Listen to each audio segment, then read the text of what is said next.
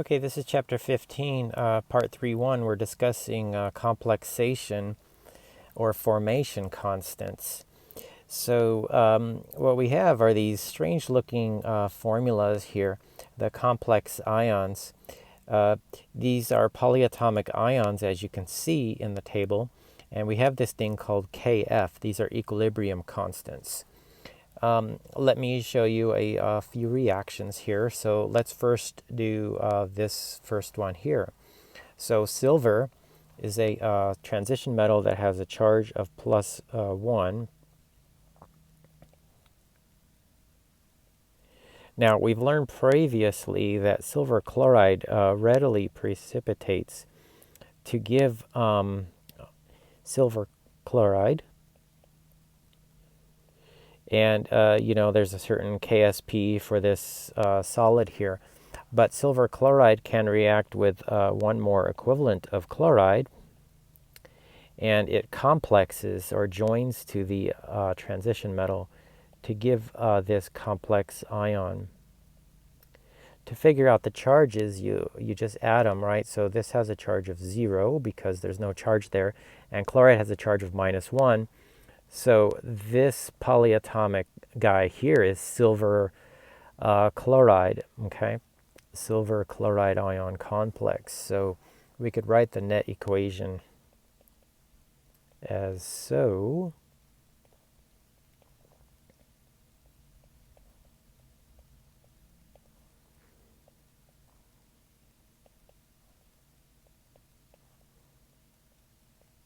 And these are aqueous things.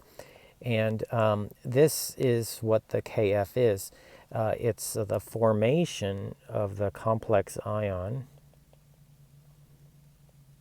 We say it's a complex ion because it's composed of a Lewis acid and a Lewis base, different parts. Okay, so it's composed of a transition metal usually. You can see how in this table we have all of these transition metals. And then we have some kind of thing that complexes to the metal, and so we form a complex ion. Okay, it's always ionized. Some of them are neutral.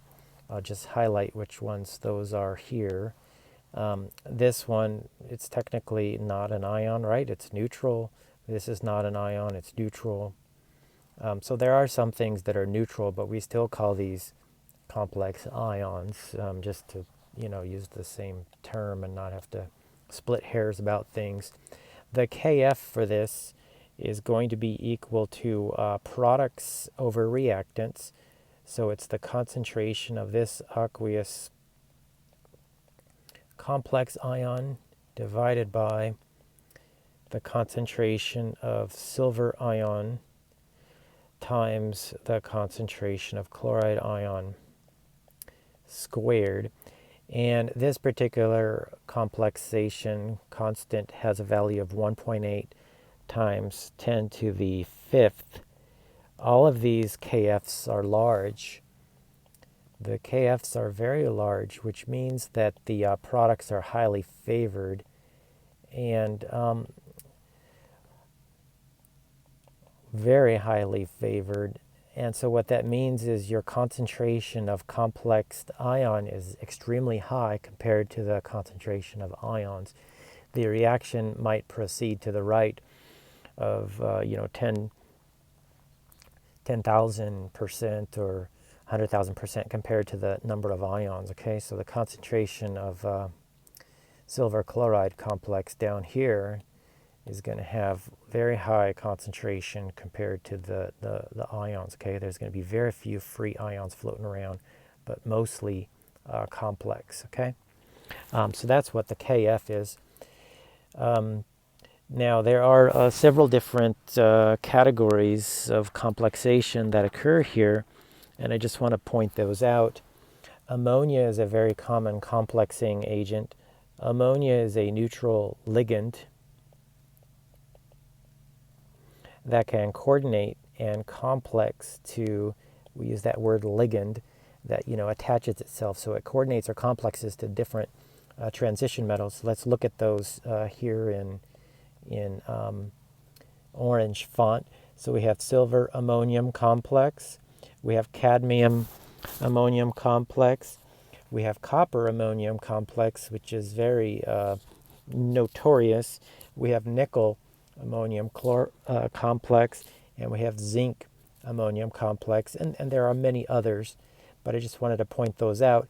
Ammonia can be used to dissolve a precipitate, and we'll talk about precipitates that generally are insoluble, like for example this one down here as the example. This is normally very insoluble, but if we add chloride, we can actually dissolve that precipitate to form the complex. Let's see here. In gray, we'll talk about complexation of hydroxide.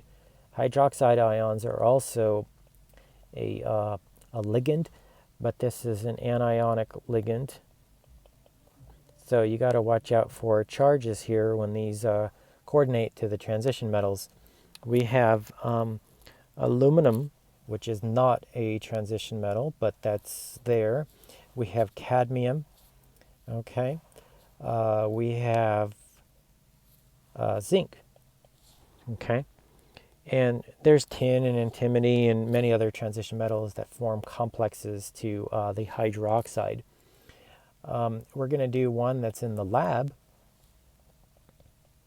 We're going to use something called the thiocyanate, which is a polyatomic ion between sulfur, carbon, and nitrogen, and has a net negative charge. And iron thiocyanate has a notorious kind of fake blood color, and that's used in the drama and movies to simulate, somebody with an injury and bleeding. And so thiocyanate complexes to iron. Iron is, of course, in our real blood, and hemoglobin, when it's bound by proteins and also oxygen, is in a red color. And thiocyanate, when it binds to, here I'll just write the equilibrium for that. Iron is +3. This is a light brown or almost colorless compound, or a very pale brown. And when thiocyanate coordinates to that, you form the complex. So we write FeSCN, and then we figure out what the charge is by adding up the charges. +3 and -1 is +2. Okay, make sure you write aqueous for any ions, and the Kf for this is, products over reactants. I won't write it down. I wanted to talk about the complexation of copper ammonium complex. That's very famous. So let me highlight that in green here. Here's the copper ammonium complex. And when you look at the subscript here outside the parentheses, you can see a 4. And that 4 means there's 4 ammonia molecules, okay? So let's write that. Copper 2 plus reacts with 4 ammonia molecules, and these are neutral and aqueous. And we write what the products are here by using parentheses if you have more than one. Right here we just have 1 thiocyanate, so we don't need to put parentheses and a 1 there. That's just very confusing, so I'm going to remove those from my notes. But we have a 4 here, and we do need parentheses so we don't make a number 34 with the 3 over here. So that's copper with 4 ammonias, and then we figure out what the charge is. This has +2, and 4 of the neutral ammonia molecules make this complex ion have a +2 charge. So it has a lot of letters and numbers and superscripts and subscripts in that. The Kf for this is going to be equal to the concentration of the copper ammonium complex.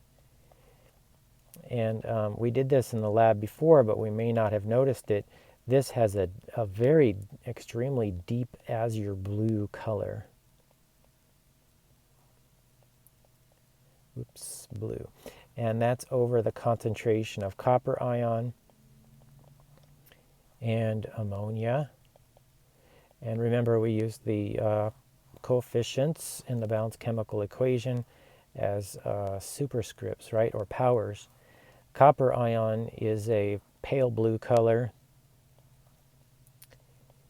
or a moderately blue, like a sky blue kind of color. And ammonia is colorless. Okay. Now, ammonia is traditionally held in plastic, fertilizer containers on the back of a tractor or something like this. And it's a liquid. It's used as a fertilizer. And when this is passed through brass pipes, brass contains copper and zinc. Some of the copper can be oxidized, and ammonia will dissolve that copper oxide or copper hydroxide or other impurities. And the ammonia that comes out will be liquid ammonia, and it will contain minor amounts of copper ammonium complex, which are very deep blue. Okay, and ammonia is used in the methamphetamine manufacture.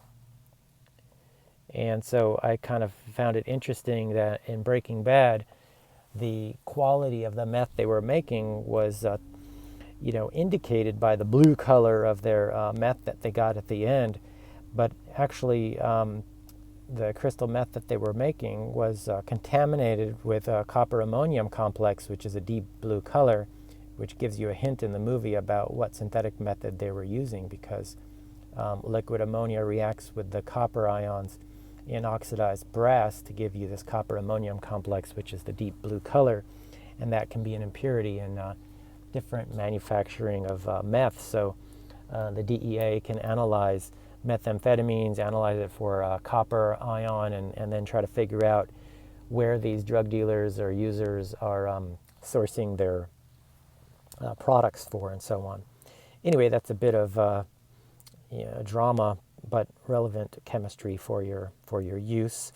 So copper oxide, we know, is insoluble in water, but if you add excess ammonia to this, you will, not sure why I put a 3 there, ammonia is NH3, you will get copper ammonium complex plus you can balance this chemical equation with all of the different things that you're forming in there.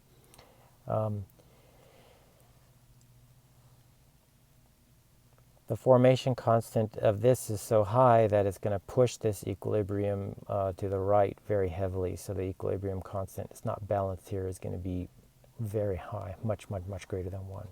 All right, so this is the introduction to the formation constants.